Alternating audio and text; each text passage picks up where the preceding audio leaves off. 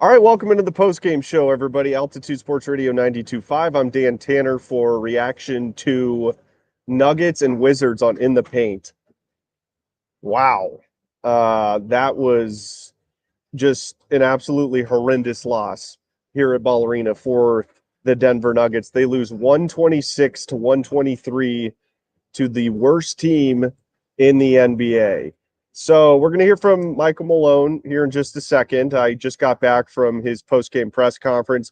Um, Malone was very calm in his press conference, to say the least. Now, he was critical of his team, don't get me wrong, but he was surprisingly calm. I was expecting a very agitated Michael Malone in his post-game press conference. I think Malone understands that there still is a ways to go in the regular season, and it would be a net negative for him to, blow a gasket, if you will, at this point in the season. But I tell you what, if there was a game where that was going to happen, I was fully expecting that to be the case. So we'll hear from Nuggets head coach Michael Malone here in just a couple of minutes. But there is something going on with this team. And, I was pondering this after the game of what is it with this team right now? I've been talking a lot on this show about the gigantic minutes that the Nuggets starters are playing. And we saw that again tonight. But the more I think about it, I don't think that is the main reason. I do think that's a major issue, but I don't think that's the main reason. And we're going to hear from Malone here in just a second where he kind of talks about this. But this team's defense is putrid right now. There's no doubt about it. Alex Sarr, I'll tell you what, I was very curious to see him play tonight in person because he was the second overall pick in the draft last summer. 7'2" center, I believe out of Australia. He's averaging, I was looking at his numbers before the game. He's averaging 11.9 points per game on the season entering tonight's game. Not great for the second overall pick, but he's a 19-year-old kid. He flat out dominated this basketball game tonight. 34 points for Alex Sarr, who averages 11.9 points on the season. And look, I liked what I saw from him tonight. He's shooting 31% from three this season also. He shoots 5 for 9 tonight. Well over 50%. So that was very surprising as well. And you could tell the Nuggets game plan early on in this game was just let him, if he's going to take a three, let him take a three. The problem is for the Nuggets, he started making them. So that game plan just sort of went out the window. But the defense on this team has just been horrendous this year. And, again, you could sit there and say, well, they didn't have Aaron Gordon in the lineup tonight. Well, they had him in the lineup last night, and they struggled just as much. They actually struggled more last night on the defensive end of the floor than they did tonight. They give up at least 30 points in every quarter. The Nuggets won the first quarter 44-30. That was the score at the end of the first quarter. They didn't hit the 30 marker the rest of the game. The Wizards had at least 30 points in every quarter. But the Nuggets go from scoring 44 points in the first quarter to 28 in the second, 23 in the third, a quarter of which they've been pretty prolific the majority of this season, and then 28 in the fourth. So, the third quarter started really weird. There were 3 challenges in under the first 4 minutes of that third quarter. So I do think that really didn't help the Nuggets get a rhythm going in that third quarter. And obviously, it looks like that's the case because that was their lowest scoring quarter of this game. But the problem is an offense. If you score 123 points against this team, the worst team in the NBA, you got to win that game. Plain and simple. They give up 126. And I will say this. We saw Jamal Murray. He was agonizing in pain with about 6 minutes to go in the fourth quarter. say whatever you want about Jamal Murray, who was pretty good tonight for the most part. 9 of 16 shooting from the field, 3 of 8 from beyond the arc. I mean, he was a plus 19 and 24 points. A pretty good game from Jamal Murray. He was not to blame tonight. I tweeted out like, uh-oh, Jamal's heading back into the locker room. 2 minutes later, he's at the scorer's table checking back in. That's a tough dude right there. So give all the credit in the world to Jamal Murray for gutting this one out. Malone said it. We're going to hear it in just a second. When Jamal went down and went out of the game, the Nuggets had an 8-point lead. Think Jamal Murray was a little important for tonight's game. So, I'm trying to figure out what's going on with this team. Is it the defense? Is that the main issue? I'm starting to think that really is the case. The minutes played, I've talked about that ad nauseum. I also think that's an issue. Malone didn't rest any of these guys tonight. Nikola Jokic, 39 minutes. Michael Porter Jr., 37. Jamal played 37. He would have played 39 or 40 if he didn't go out for a couple of minutes there in the fourth quarter. The starters are being run to the ground. And Malone does mention that in his press conference as well. But he mentions, the bench has been they have not produced hardly at all this year. And there's no consistency. And Julian Strawther has been out. So you almost underestimate how important Julian Strawther was to the bench, because the bench wasn't great when he went out. It's even worse now. They got outscored 28-8 in bench points tonight. 28-8 in a 3-point game. I mean, all of the starters. Jamal was a plus 19. Michael Porter Jr., minus 13. Jokic was a plus 6. He was a plus 16 at the end of the first quarter. So he was a minus 10 after the first quarter. But clearly right now, the defense is just an absolute disarray. Complete disarray. Peyton Watson, supposed to be one of your best defensive players. He was a minus 22 tonight. The bench was flat out awful. Jalen Pickett had a rough game. Coach kind of yanked him. It was interesting to see Vlatko Čančar get into the game in the second quarter. He got 3 minutes. That was his only stint in the game. I was kind of curious with Vlatko Čančar getting in the game in that second quarter. It was almost like Malone kind of wanted to just see how it looked. And, I don't know what 3 minutes will give you, but clearly Malone didn't like what he saw and yanked him after 3 minutes. He took 1 3, missed it, and that was it for Vlatko Čančar, who I do like, but he's had so many injuries. It's going to take him – he's going to need to play. He is going to need to play to really kind of get worked back into the lineup. And at this point in the season, I mean, I don't think that's really a viable option for the Nuggets to work him back in. Who knows? Maybe Malone's plan is to ramp him up and see if he's an option to help this team off the bench. Pre-injury Vlatko Čančar, I really liked as a bench option for the Nuggets. So maybe that's what Coach Malone's trying to do right now, is just kind of get him out there, get his feet wet, and then slowly start to ramp him up as this team heads towards the playoffs. But it's the Nuggets are not in a good spot right now with their bench. There's no ifs, ands, or buts about it. And it's been that way all year, okay? Really, it's been that way since Bruce Brown left in free agency the year after they won the championship. They don't have the salary cap to put together a prolific bench. That's just not the way this team is built. They're a very, very top-heavy team. And I know this will be a conversation really after the playoffs, but I will just say, if this team gets knocked out in the second round or sooner again this year, the Nuggets are going to have some really difficult decisions to make. And I kind of equate it to the Avalanche and what they just did at the trade deadline, really what they did over the last couple of years. The Avalanche were very top-heavy after they won the Stanley Cup in 2022. They kind of just let it ride after that. And credit Chris McFarland and Joe Sakic. Chris McFarland literally said, and this was actually right after they traded Bowen Byram, it's just not working. And again, I think we saw that with the Mikko Rantanen trade this year.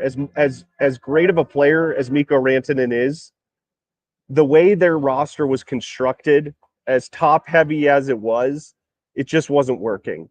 So you've got to wonder if over the offseason, and again, I know this is super premature, but I am just curious, what if they do get knocked out earlier in the playoffs than they expect to, if that is going to be the game plan for this organization moving forward. Obviously, Nikola Jokic is untouchable. But other than that, I think everybody's fair game.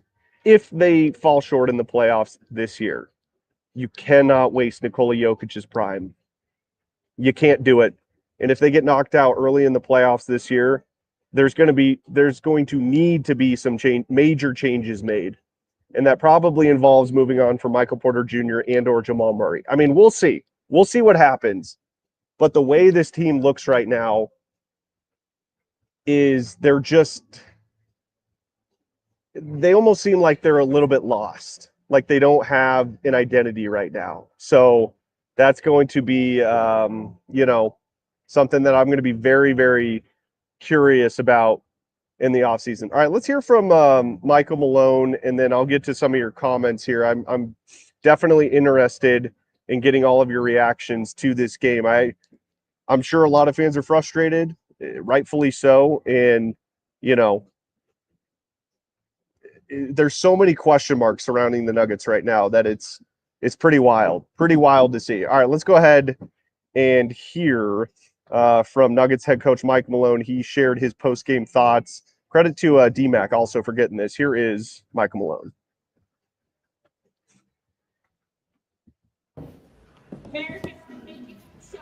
You spoke about defensive urgency last night. Jamal said something similar. So Drew, Christian good. said something similar. I remember back in the 2023 season, prior to that, like overall season, you were don't talk about it, be about it. How do you guys be about defensive urgency? Yeah, it's just a matter of going out there and doing it. I mean, everybody says the right things, but now you have to have the maturity and urgency to go out there and do it, and not wait until the second half, not wait till the fourth quarter, not wait till a clutch situation where we've proven to be very effective. Because that's scary. Like if we, I think we go into games like, well, we can score, and we're just going to ride our offense tonight. And you give a team 40 points in the first quarter. Now you're trying to put fires out everywhere. Oh, sorry, wrong Like the one, last wrong time we one. played this team. Let me get the right one here. Here we go. Here we go. Oh, here's head coach Mike Malone. The defense, I imagine, is where you want to probably put the emphasis on this loss. Yeah, I mean, um, 19 made threes, 13 offensive rebounds, 126 points. I mean, if we just we're fooling ourselves if we think we can just show up and not play any defense. I mean, since the All Star break, I think maybe 26th or 27th in defensive rating. And granted, um, going into tonight's game, we've been playing against some very high-powered offenses, but um, on the season, we're in the 20s. Last year, we were number 8. Um, Turnovers, another night where we had 18 turnovers for 21 points. So it's like I'm saying the same things over and over and over again. And if you can just get one stop tonight, you win the game. We're up with a minute to go. We're up with 20 seconds to go. Tie game with however many seconds to go. And Jordan Poole didn't do much the whole game, but in the fourth quarter, he took over, goes 4 or 5 from the 3-point line. So I don't care who you're playing, the Thunder, the Wizards, you got to find a way to bring um, some defense, and we have not been doing so. Is there any hope for that locker room that this team can get to a good defensive place? Good question. You'd have to ask those guys. Um, the weirdest thing is, we talked about it a little bit. I think first quarter we're 29th, second quarter we're 26th, third quarter we're 10th, fourth quarter we're I think 7th. Clutch we're I think 8th. So um, I think there is a belief, but more important than the belief is there a want to. I mean, do you want to go out there and guard for 48 minutes? Um, we just haven't done it, obviously, and a tough loss as you get ready to go on a 4-game road trip against some really tough teams that we are battling with all around us. And I know it was 5-7, but forget that noise. We had chances to win tonight. I think Jamal went down with around a little under 6 to go. I think we were up 8, and had a little control of the game. And then when he went out, obviously, give him a lot of credit for coming back. I thought he was done for the night. But again, just not enough urgency on that end of the floor, and that's what happens when you don't have that defensive mindset. Bulls game winner was 35 feet, and even 10 years ago, you just can't imagine a guy taking a shot in that situation. Did Russ play that correctly in terms of not allowing the drive and where he was spaced, or does he need to be way up on him in that kind of situation? Yeah, I mean, I'll go back and watch it. Just knowing the quarter that Jordan Poole was having. I mean, again, he had 14 points in the fourth quarter. I believe he was 4 or 5 from the 3-point line and made the little floater off the cut. Tie game, obviously. He probably maybe pressure the ball a little bit more, be up into his airspace a little bit. But again, I got to go back and watch it to have a better answer, a more accurate answer, if you will. What's your message in the locker room right after this? What do you say to the team? When you go home and pack tonight and you think about this upcoming road trip, understand with 14 games to go and the teams that we're playing and competing against, we can't keep saying the same thing after every game. And we got lucky last night to beat the Lakers. We got lucky to beat a team that was, severely limited in terms of their normal rotation. And tonight we didn't get lucky. And so if you're going to be a team that's going to be try to stay out of that play-in and be relevant, we got to start playing some defense. We got to stop turning the ball over. We got to start rebounding. I mean, it's game 67, and I've been saying the same things the whole year. So hopefully we can find a way to do that come our next game in San Francisco. What is your confidence level that the defense can come in more than spurts? Because it has come in spurts throughout the season. Well, we haven't done it yet, so that remains to be seen. But I do know that if we're going to be a team that is serious about making the postseason and being a team that can win another round, if we don't start defending for 4 quarters, we're never going to get that opportunity. Obviously, it starts with defense, but just how concerning is the lack of bench production you've got in a few of these recent games? Yeah, it's we got to score 28-8 tonight. Last night, I think before it was the same thing. It's our bench is with Julian out, and that Julian injury, I knew when it happened. I heard 4 weeks. I knew that was going to be a significant loss for us because of his ability to catch and shoot, his ability to get downhill, play off the bounce, and it's tough every night, and that's why teams go on runs and we're not scoring. And my immediate reaction is, I got to get Nikola back out there. I got to get Jamal back out there. I got to get Mike back out there. And, I don't know where we rank on the season, but our bench production hasn't been great the whole season, and that's not just on them. It's also on me to try to help those guys a little bit. All right, there is Nuggets head coach Mike Malone after they fall to the Washington Wizards. 126-123 is the final. Nikola Jokic goes for 40 points. If you remember, back on December 7th, Nikola Jokic went for 56 in a loss to these Washington Wizards. I've always said that when Nikola Jokic has to go for like big games as far as scoring the basketball goes, that usually doesn't bode well for the Nuggets. They're in their sweet spot when he's hovering around the 30-point marker and really distributing the basketball. That's when this team is at their best. So, look, whether it's the way that the Wizards are defending the Denver Nuggets and Nikola Jokic, they're forcing him to be a scorer. I do think maybe that's a little bit of the case. But the fact of the matter is,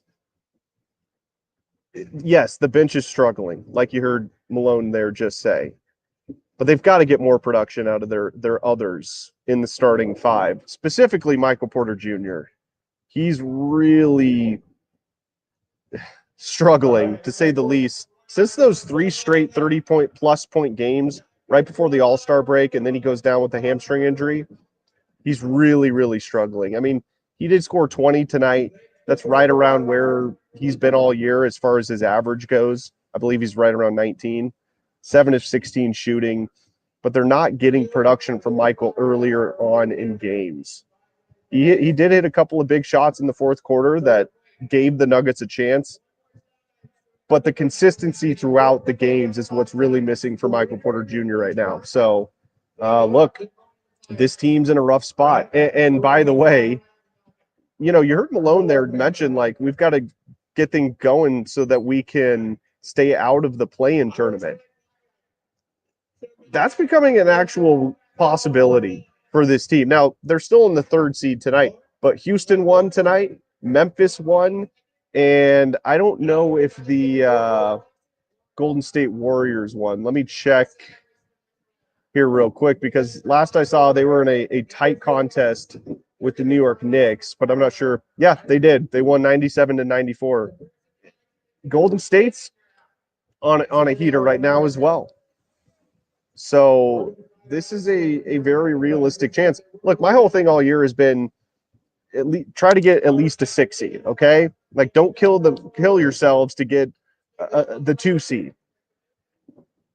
But they put themselves in a position now where they're 3.5 games up on Golden State. That's it. They're 4 games up on 7 seed Minnesota. They're 4 games out of the play-in right now.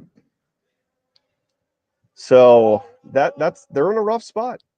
There's no doubt about it. Okay, let's get to some of your comments here. This should be interesting. Daniel says, it's not looking good. Yeah, it's, again, there's something not right with this team. And I do think, now that I've really kind of thought about it over the last 24 hours, since the worst win of the year was followed by the worst loss of the year. How's that first statement?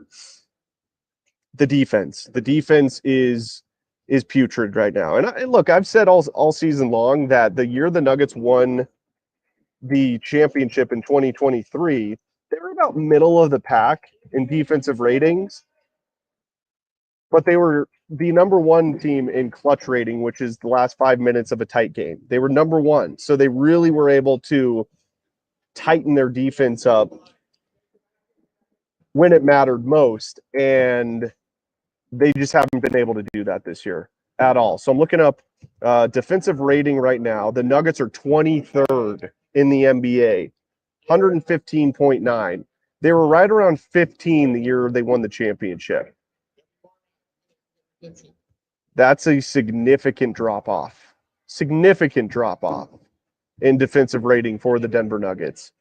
All right, let's get to some more of your comments here. My guy Kevin says, hey, DT. Kev, appreciate you listening. Nick says, not trying to overreact, but this trend is very concerning. If nothing changes, are we talking about big changes in the offseason? Players, coach, Calvin, something isn't clicking here. Yeah, Nick, that's a totally fair question. And that's something I brought up earlier. You probably asked that before I talked about this, so I apologize. But I said, if they get knocked out in the second round or sooner this year, I would be shocked if they didn't make some major changes this offseason. I'm talking about, I'm coming from the perspective more of player wise.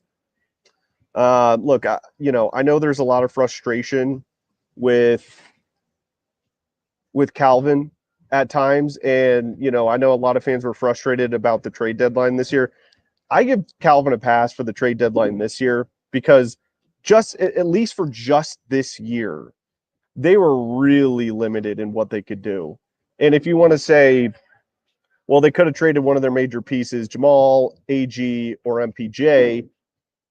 Well, league rules prohibited them from trading Aaron Gordon or Jamal Murray because they just signed contract extensions. Next offseason or next trade deadline, they would have the ability to do that. So really the only piece was Michael Porter Jr. And to be honest with you all, I don't know what Michael Porter Jr.'s value in a trade would be right now. I don't think it's very high. I mean, sure, they might be able to get like a late first round pick for him, maybe. But that's what we're talking about. They might be able to get a mid-level starter for Michael Porter Jr. right now. So you got to ask yourself the question of, are you going to get more in return for Michael? That's the whole key when we're talking about changes. Even if it hurts this team in the long term, can they make moves to where it'll help over the next 3 seasons?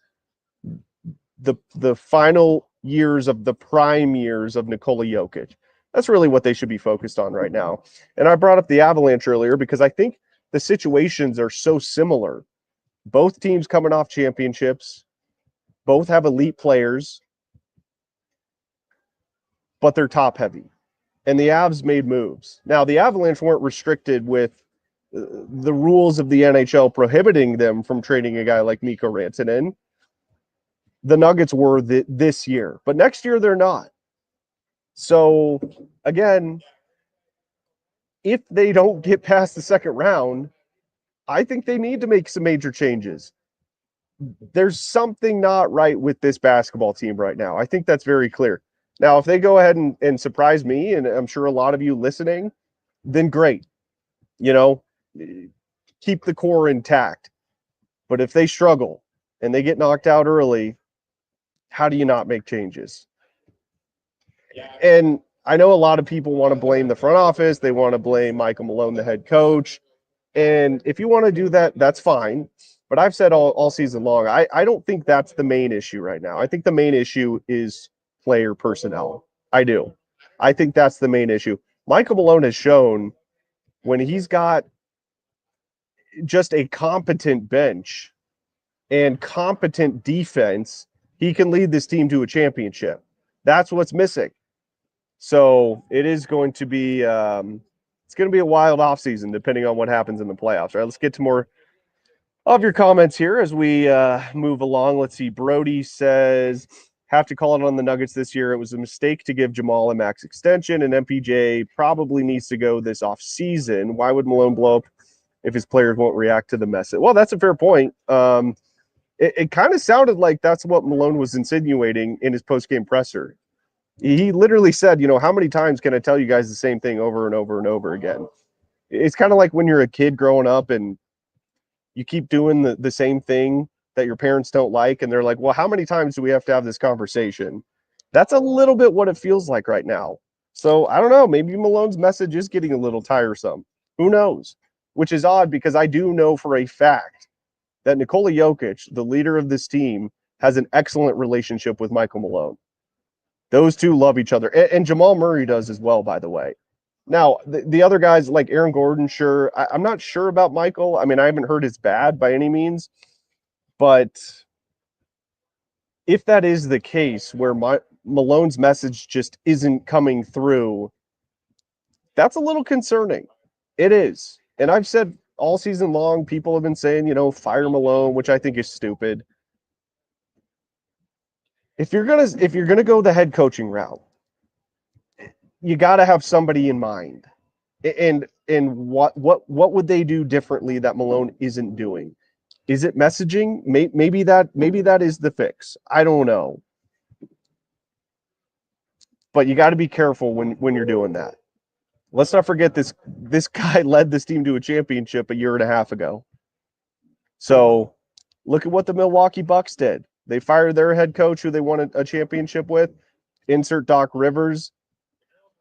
They haven't really been much better. In fact, they've been a little bit worse. So I'm not saying there's nobody out there that could come in here and potentially do a better job, but you've got to be very, very careful when going that route. Just remember the Brian Shaw era, okay?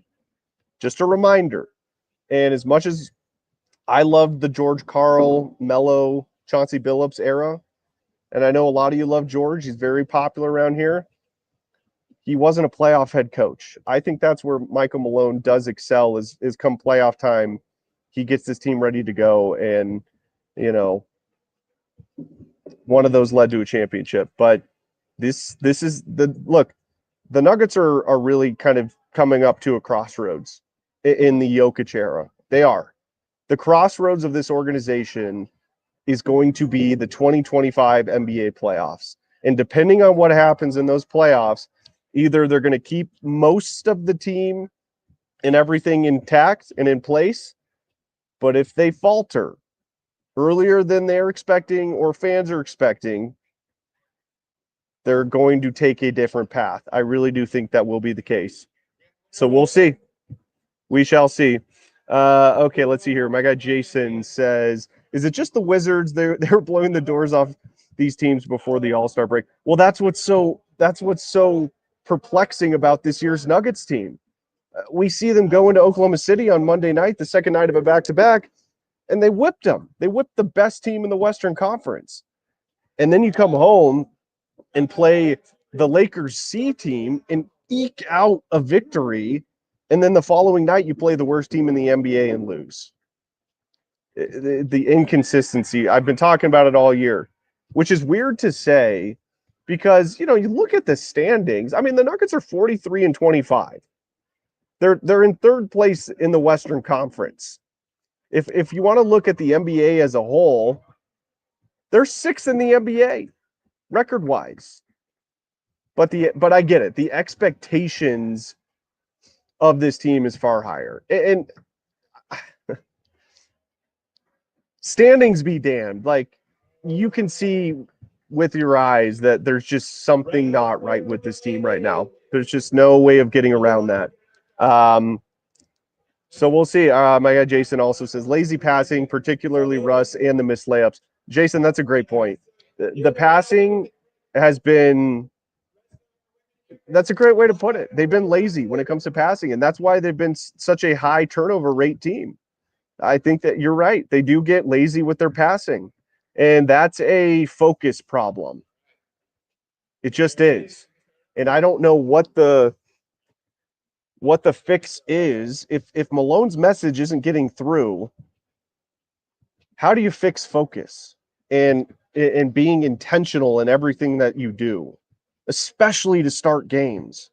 Like, they were executing pretty well, at least on the offensive end in the fourth quarter towards the end of this game.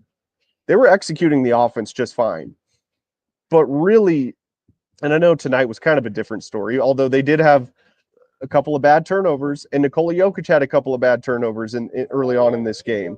The lack of focus at the beginning of games this year is really interesting. So, look, tough loss for the Nuggets. I will say this.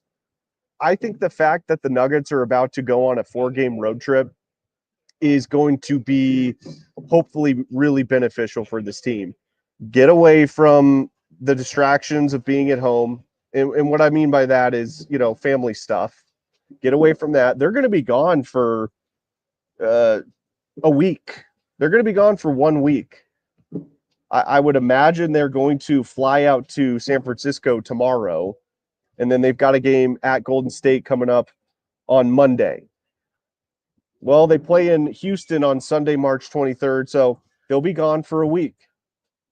I only say this because I've seen this before, where teams just kind of get into a weird rut when they're at home.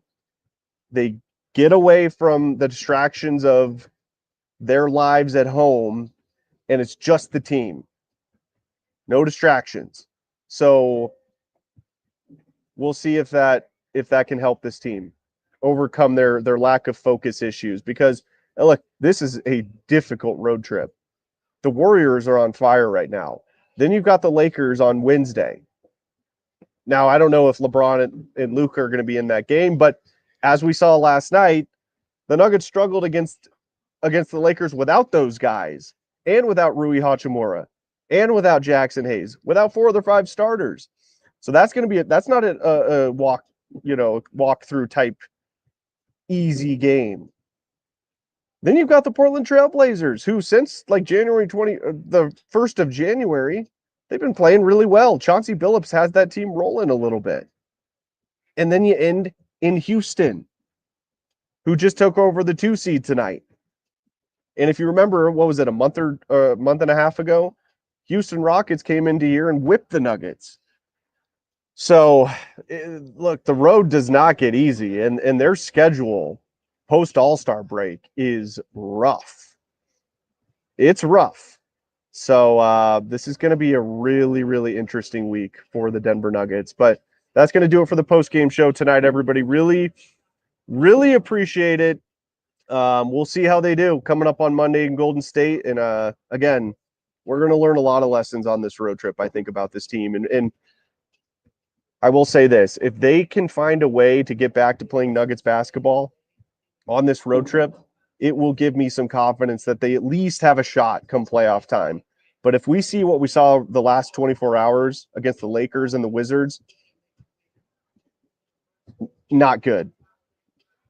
So, yeah, appreciate everybody listening. Frustrating 24 hours to say the least. And we'll see if this team can get it going on the road. But that's going to do it for the postgame show tonight, everybody. Thank you so much for listening to In the Paint right here on Altitude Sports Radio 92.5.